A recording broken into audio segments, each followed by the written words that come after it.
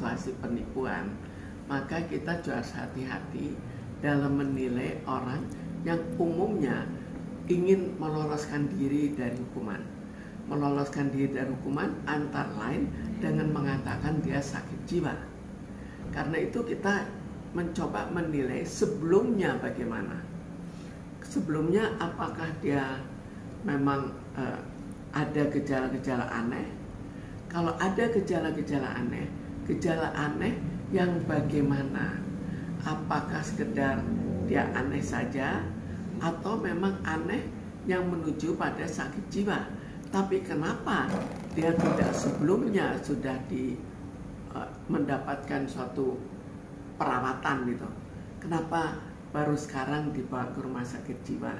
Jadi semua ini masih menjadi tanda tanya sehingga perlu dinilai secara lebih detail dan tidak bisa begitu saja kita melihat. Apalagi kalau dilihat dari data-data yang ada, hanya ada mukanya. Kita tidak bisa melihat dari muka bahwa dia bipolar atau tidak.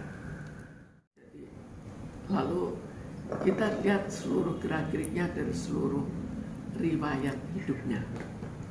Ini yang sulitnya dalam menilai. Tapi kalaupun bipolar, kita lihat bipolar yang mana.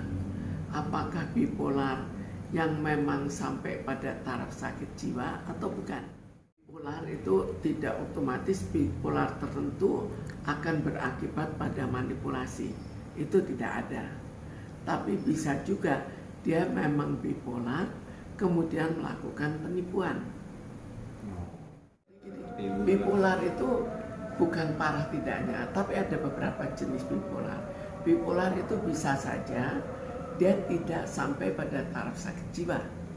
Kalau tidak sampai pada taraf sakit jiwa, maka atau jenis sakit jiwa, maka dia juga tidak bebas hukuman. Tapi khusus dalam kasus ini kita perlu hati-hati. Jangan itu hanya menjadi alibi, tapi soalnya tujuannya memang menipu dan akhirnya ingin bebas dari tipuan. Ini yang harus kita betul-betul mempertimbangkan apakah betul dia sakit jiwa. Tidak bisa begitu mudah dicek. Jadi perlu perawatan untuk dinilai. Mungkin tergantung pada ada yang bisa cepat, ada yang lambat. Tapi jelas perlu untuk diikuti dan bukan begitu saja kita melihat dan langsung mendiagnosa bipolar, apalagi bipolar yang sifatnya sakit jiwa. Kita lihat, harus didiagnosa dulu apakah betul bipolar. Ada beberapa tes yang harus dilakukan, lalu diobservasi lagi.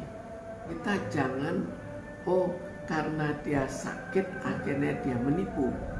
Bukan, dia mungkin memang dia sakit, tapi perlu kita bedakan apakah ada tujuan menipu dan sakit ini hanya suatu alasan untuk tidak dihukum. Ini perlu kita bedakan.